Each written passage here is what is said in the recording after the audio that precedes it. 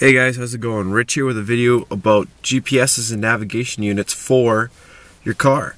So, as you can see here, I've got a Garmin unit. It's the method I chose.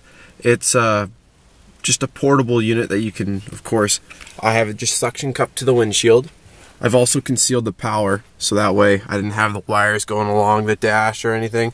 I actually put it inside, which is an easy thing, drop. You open up your door, you pop your sill a little bit right here and drop it in there. And then once you get around about in here, then you take your take the power wire off your deck and you can actually just put it right onto the GPS plug, and then you ground the other portion of the GPS plug. And then you have concealed wiring. Then you can unplug it if you don't want it to be plugged in. There's cool reasons why you plug it in though. One being is if you look here, what I'll do is just start my car. Boom, GPS fires up. So that's one really neat feature. If I turn it down, it turns off in 30 seconds unless I say for it not to. So that's one of the options you have for having a GPS system. I also like Garmin a little bit better than TomTom, but once again, it's preference, like speakers, like anything else.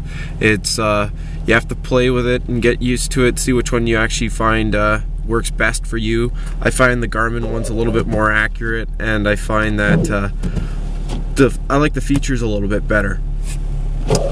So another style that you could always go with is they now have cell phone holders that suction cup to the windshield. So if you have an iPhone or an HTC, you could always suction it up to the windshield and then run just a power wire from your CD player. Or if you use an iPhone, you could run a power wire up through there. If you have a rear-facing USB, that would be sweet, and then you could just plug it in there, and then you could navigate your music and do your GPS on there.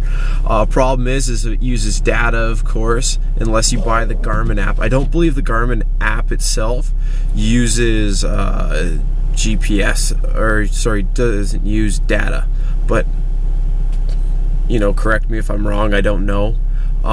So I know there's two styles of the app. When I go on the App Store, it has the regular one, which is like 89 megabytes, and then they had another one that was like 10. So I was guessing that one of them you get the live updates right, and it uses your data package, and the other one actually downloads just a bunch of maps and you have to pay for the rest. But so that's one way, is actually just having a cell phone. You could also use the built-in Google Maps, which is kind of cool. And then of course the other thing you can do is if you get a doubled-in deck. I don't have that, of course, but doubled-in deck now has you can get navigation attachments for them. The reason why I didn't go that route is they can range for the attachment from $100 to $400. It gets pretty expensive depending on what model of deck you have. And also I find that having your navigation up here is a little bit better, because then you don't have to really take your eyes off the road for too long. Having one down there, I find that you'd have to look down a lot more, and I don't know, it's just preference once again. If you like having everything in one and nothing being up your windshield, that is a great location. So, this is Rich again, and I hope you enjoyed the video. Thanks again.